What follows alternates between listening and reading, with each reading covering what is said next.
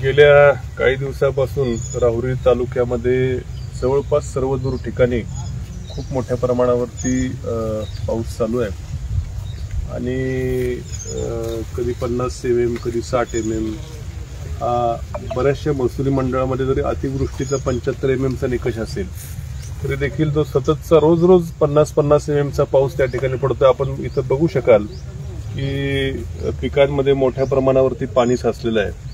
विशेषतः कपाशीच्या पिकाला आता सर्वदूर राहुरी तालुक्यात अशीच परिस्थिती आहे म्हटलं तरी वावगं होणार नाही आणि आता ह्या पिकाचं भरपूर नुकसान होणार आहे आणि शेतकऱ्यांनी बोलून दाखवल्याप्रमाणे कमीत कमी झालेला खर्च तरी भरून निघेल की नाही अशी परिस्थिती असताना आता सगळ्यांचे मदतीची आशा ही शासनाकडे लागलेली आहे। यावर्षी 1 रुपयाची पीक विमा योजना बंद केल्यामुळे बऱ्याचशा लोकांनी पीक विमा योजना पीक विम्याचा प्रीमियम भरलेला नाही।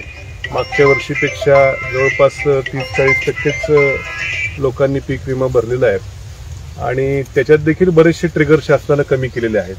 म्हणजे आता जर ह्या शेतकऱ्याकडे जर पीक विम्याचा मागच्या वर्षीचा जो पीक विम्याचे निकष होते ते असते त्यांनी लगेच कृषी खात्याला 72 तासाच्या आत कळवलं असतं इथला फोटो काढून आणि त्यांना बाकीच्या महसूल मंडळात काय का हो इथं लगेच नुकसान भरपाई किंवा पीक विमा हा मिळाला असता। पण आता या वर्षी मात्र तो ट्रिगर बंद केलेला आहे। त्यामुळे आता सगळ्यांची मदार ही शासन काय नुकसान भरपाई देईल याच्यावरती आहे। अतोनात पिकांचं नुकसान झालेलं आहे। त्यामुळे NDRFचे वगैरे काय निकष याच्या तांत्रिक बाबीमध्ये न बसता शेतकऱ्यांना भरीव मदतीची या शासनाकडनं अपेक्षा आहे।